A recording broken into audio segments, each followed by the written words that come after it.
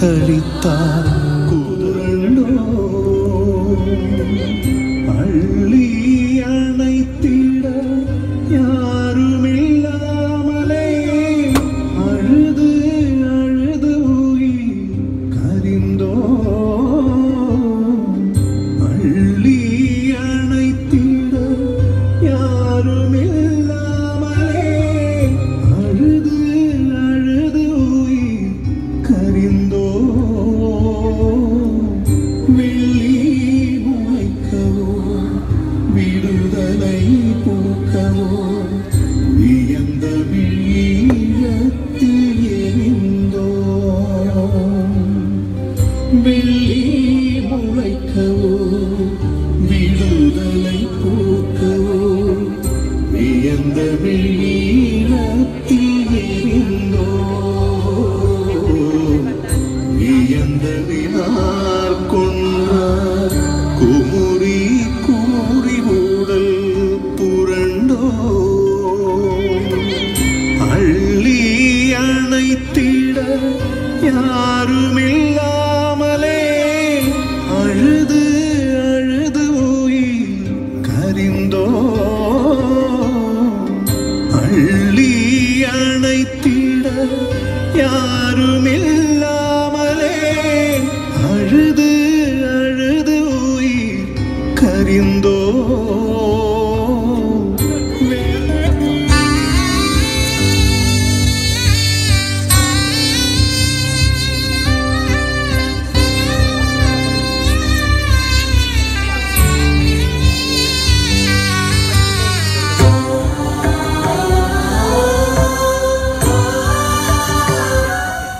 Ces personnes sans défense se battaient pour leur vie, ou plutôt leur survie, je devrais dire, et leur droit de vivre en sécurité et librement. Ce jour-là a eu lieu un crime contre l'humanité, contre les droits fondamentaux de l'homme.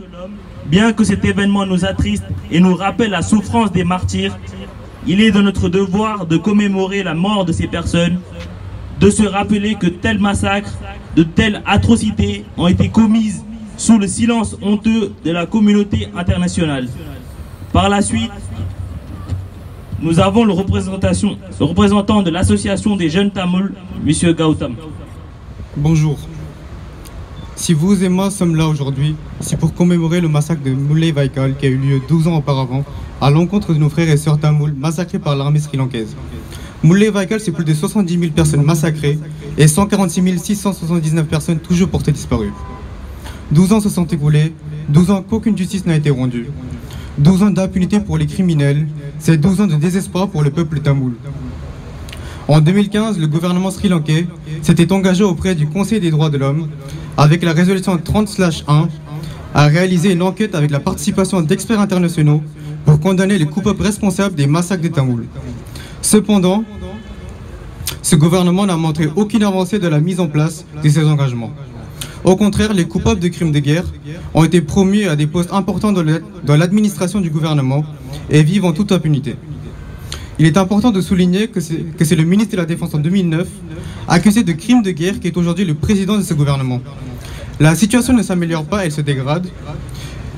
Dès son arrivée au pouvoir, le président s'est retiré unilatéralement de cette résolution, démontrant l'absence de volonté de respecter ses engagements, visant à promouvoir la réconciliation, l'établissement des responsabilités et des droits de l'homme.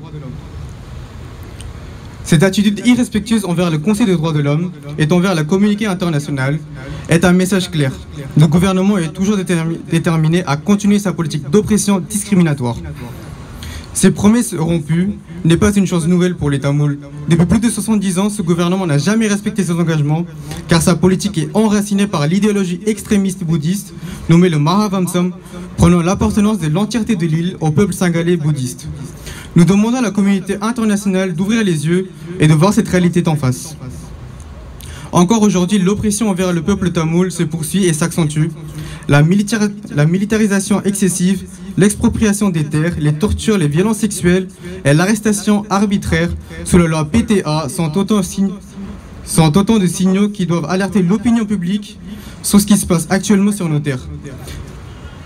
Des sanctions immédiates et concrètes doivent être prises à l'encontre du gouvernement criminel sri-lankais.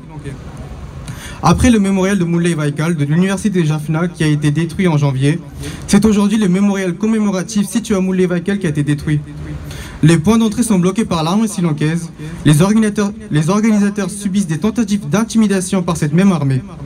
Ce peuple n'a même pas le droit d'exprimer sa douleur pour la perte de ses proches. Le droit humain fondamental, le droit de mémoire, est refusé aux Tamouls. Ce n'est pas la première fois. Cela intègre une stratégie d'éradication et d'effacement de l'histoire des Tamouls, ainsi que de leur identité. Au dernier Conseil des droits de l'homme, la résolution qui a été votée possède des éléments encourageants. Un mécanisme de collecte et de préservation des preuves sera mis en place par le Conseil des droits de l'homme. Bien qu'étant encourageante, nous craignons que cette nouvelle résolution donne un délai supplémentaire au gouvernement sri-lankais pour continuer sa politique d'oppression envers ce peuple qui souffre depuis plus de 70 ans. Nous demandons à la France, membre du Conseil des droits de l'homme et du Conseil de sécurité, de renforcer sa surveillance dans la mise en place de ces éléments de cette résolution. Tant que la souffrance du peuple tamoul continuera, tant que les Tamouls n'obtiendront pas sa liberté, tant que la justice ne sera pas rendue, notre lutte continuera. La volonté des Tamouls est le Tamoul Lilam. Merci de votre attention. Mes chers amis, mesdames, messieurs, mes chers collègues élus, je serai très bref. Je voulais juste effectivement vous dire à quel point je suis honoré, d'une part, de vous voir si nombreux, de m'avoir accordé la possibilité de vous dire quelques mots de salutation et de soutien, comme nous l'avons fait au conseil municipal de Bondy, à l'unanimité de l'ensemble des élus, quelle que soit leur couleur politique, pour soutenir un vœu permettant la reconnaissance du génocide et de l'histoire en fait du Tamil Eelam et des Tamouls, et surtout de mobiliser la conscience, les consciences, mobiliser la communauté internationale, la communauté nationale sur les événements qui sont déroulés il y a maintenant 12 ans, et bien évidemment la mémoire que vous portez aujourd'hui tous ensemble et qui est nécessaire bien évidemment pour le peuple là-bas au Sri Lanka, mais également pour vous ici,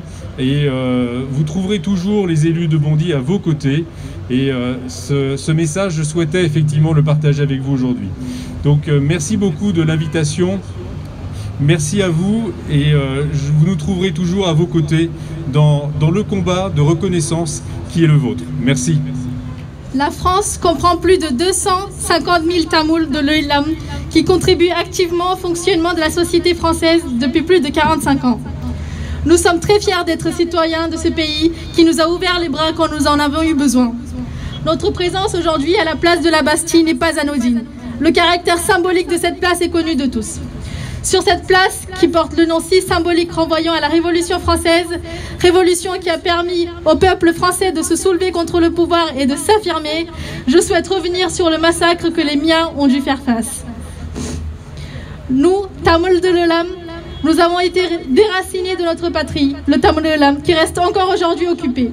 Nous avons subi un génocide systématique organisé par l'État sri-lankais et nous continuons toujours de subir un génocide structurel sur nos terres.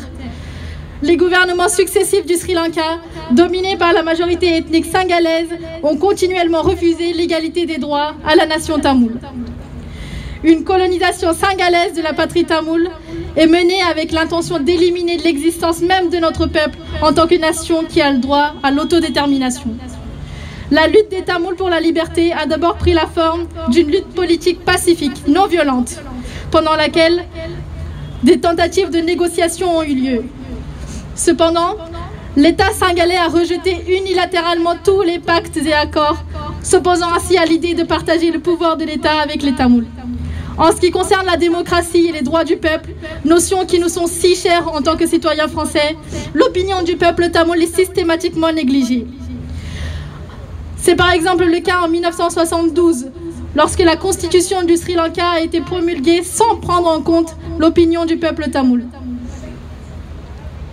En 1981, les responsables politiques du gouvernement et la police singalaise ont incendié la bibliothèque publique de Jaffna, réduisant ainsi en cendres plus de 97 000 livres, dont de nombreux manuscrits irremplaçables. Ces œuvres inestimables étaient considérées comme la meilleure collection de la littérature tamoule en Asie.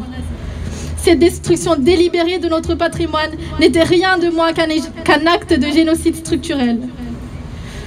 Tout en imposant des politiques ethniques discriminatoires, l'État sri-lankais est allé jusqu'à parrainer des pogroms ethniques. 1956, 58, 77, 83 sont des années marquées par des pogroms anti-tamouls sur toute l'île, dans laquelle des milliers de Tamouls ont perdu la vie. En 1983, plus particulièrement, nous avons perdu 3000 Tamouls, 18 000 maisons et commerces ont été détruits. Face à une telle intensité de violence, comment voulez-vous que nous réagissions quand le monde entier nous a laissés à notre sort? La jeunesse a dû se protéger, a dû protéger son peuple en soulevant les armes, au détriment de son bien-être. Le peuple s'est alors soulevé contre le pouvoir oppresseur et a affirmé ses droits. 30 années de lutte, 30 années de souffrance, 30 années de sacrifice, dans l'espoir de voir un jour naître un pays libre pour le peuple tamoul. C'est cette lutte qui a entraîné la communauté internationale à s'intéresser à notre peuple et à intervenir en tant que facilitateur des négociations. Négociations qui ont d'ailleurs échoué en raison de l'attitude non neutre des intermédiaires. L'équilibre des pouvoirs acquis par les Tamouls difficilement au moyen des négociations avec les dirigeants singalais a finalement été rompu par le gouvernement sri-lankais. Cette lutte armée s'est éteinte en 2009 avec probablement le plus grand génocide du XXIe siècle, le génocide de Mullay Vaikal, perpétré par le gouvernement sri-lankais. En mai 2009, le gouvernement sri-lankais invite les civils tamouls à se réfugier dans les zones de sécurité et garantit que ces zones ne seront pas bombardées. Toutefois, la réalité était bien différente. Après avoir demandé aux Tamouls de se réunir, l'armée sri-lankaise a systématiquement bombardé ces zones. En conséquence de cette trahison et mensonge, des dizaines de milliers de civils tamouls, comprenant notamment de jeunes enfants et des personnes âgées, ont été tués par le biais de ces bombardements aériens et d'artillerie massifs. Les chiffres sont alarmants. Selon les rapports de l'ONU, plus de 70 000 personnes ont été massacrées pendant cette période par l'État sri-lankais. Selon l'évêque de Mannar, l'honorable père Rayappu Joseph, a annoncé en 2011, en s'appuyant sur les données du recensement de l'État sri-lankais, que 146 679 personnes étaient portées disparues à l'issue de cette guerre génocidaire. Malgré les preuves suffisantes qui permettent de mettre fin au génocide structurel en cours contre le peuple tamoul, l'ONU reste passive devant la domination singalaise sur les Tamouls et devant l'élimination de l'identité tamoule toujours en cours. Cette élimination de l'identité tamoule se traduit notamment par un accaparement massif des terres par l'État, accaparement qui s'inscrit par ailleurs dans la volonté de supprimer l'intégrité territoriale du Nord-Est. Les Tamouls de l'Elam se voient également refuser leur droit de mémoire, avec une interdiction posée par le gouvernement sri-lankais quant aux commémorations. Le peuple tamoul n'a alors même plus le droit de pleurer la mort de ses proches. Les journalistes et défenseurs des droits de l'homme sont soumis à de diverses formes de harcèlement. Malgré la forte oppression, le peuple tamoul s'est massivement soulevé en février 2021 au nord et à l'est de l'île.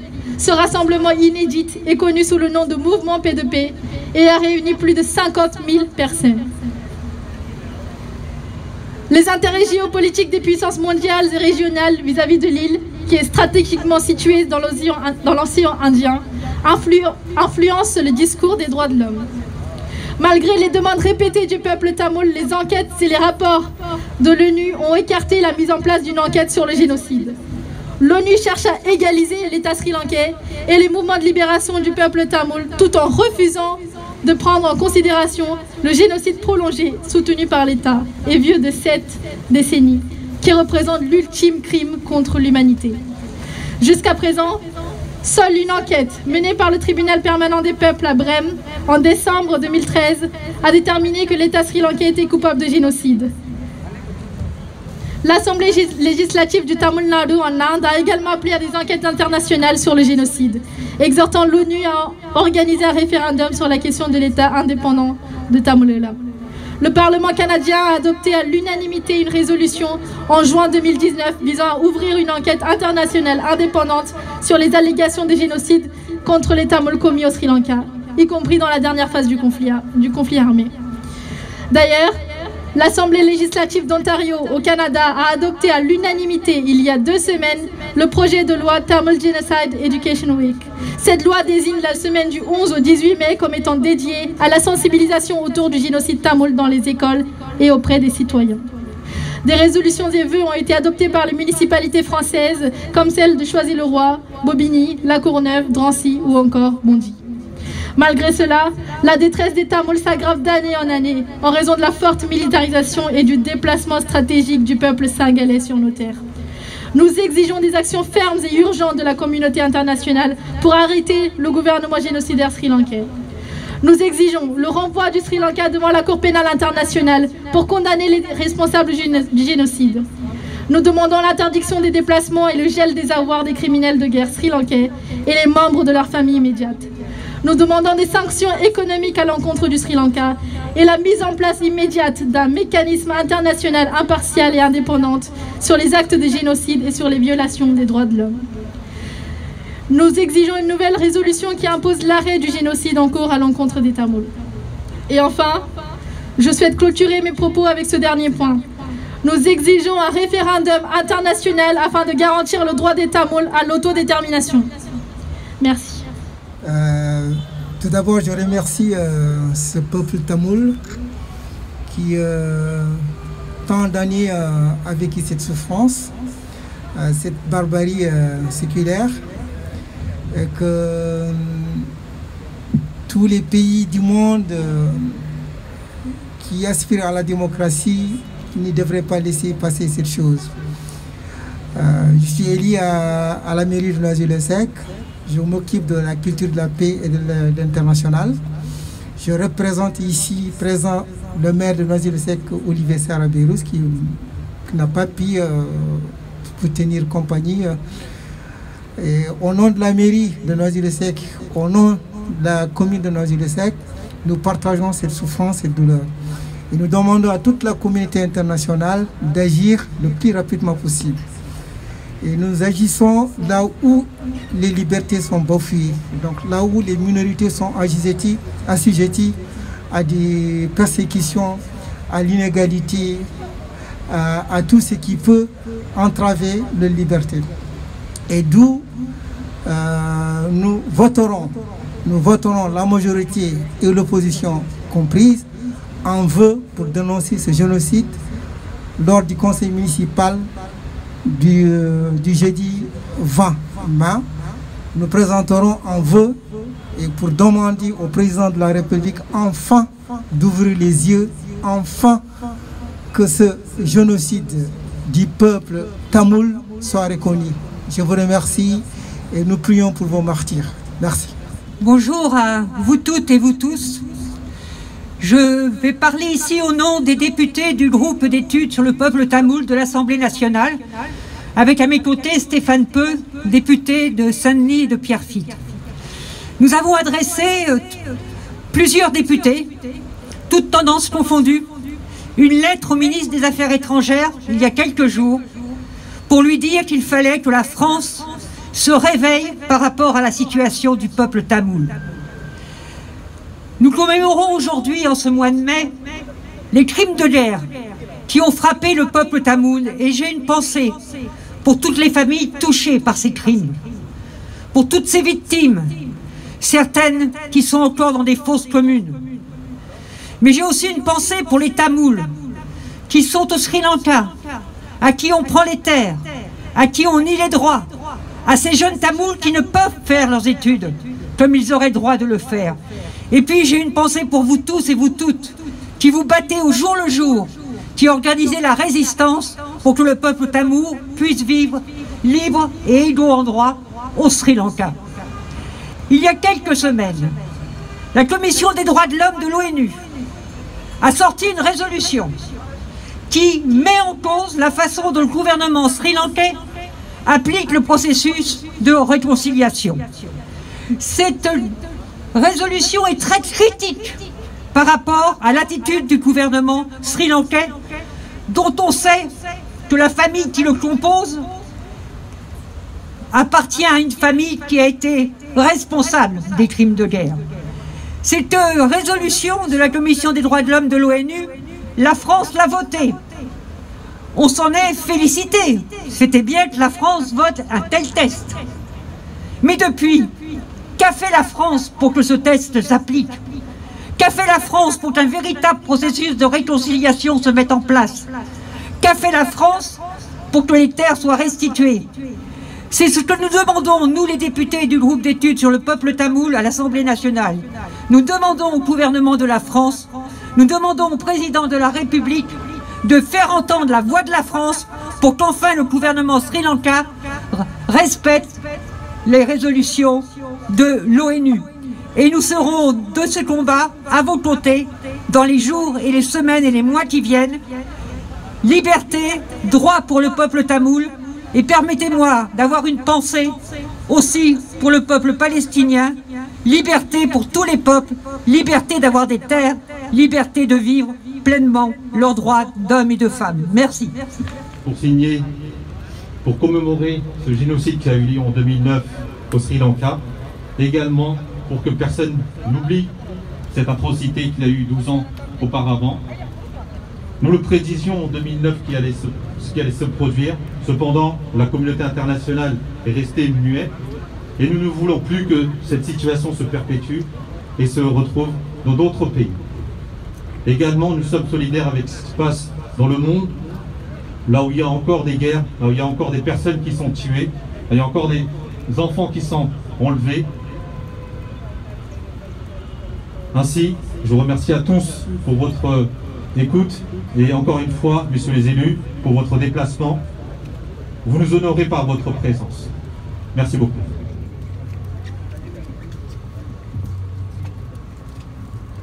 Nous aimerions que vous immortalisiez ce moment avec votre téléphone et que vous partagiez ces moments via vos différents réseaux sociaux, que ce soit Instagram, WhatsApp, afin que le maximum de personnes puissent partager et savoir notre peine. Merci.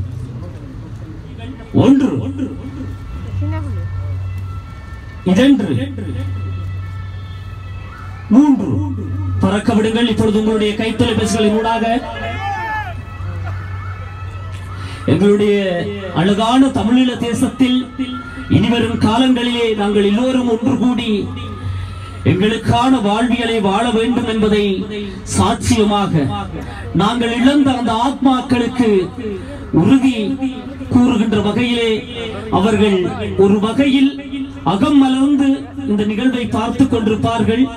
நிச்சயமாக ஒரு நாள் அல்ல ஒரு நாள் எங்கள் தேச கனவு நிச்சயம் அந்த இலக்கை அடைந்தே ஆகும். அதற்காக நாங்கள் எல்லோருமே இங்கே ஒன்று கூடி இருக்கின்றோம். வெறுமனே இன்றைய நிகழ்வுகளில் நாங்கள் கூடினோம், மலர் தூவினோம், நெய்விளக்கேற்றினோம் என்பதோடு நின்று விடாமல் எந்த நோக்கத்தோடு எந்த கனவோடு நாங்கள் அங்கே ஆயிரம் ஆயிரம் மாவீரர்களை விதைத்தோமோ, ஆயிரம் ஆயிரம் மக்களை புதைத்தோமோ, அவர்களுடைய கனவையும் லட்சியத்தையும் வென்றெடுக்கும் வரை ஒன்றுபட்ட தமிழர்களாய் நாங்கள் ஒருமித்த குரலோடு சத்தியத்தின் மைந்தனான எங்கள் தேச தலைவனின் வழியிலே எல்லோரும் எங்கள் தேச கனவை சுமந்து பயணிக்க வேண்டும் என்று உறுதியெடுத்து நிச்சயமாக இந்த வானிலை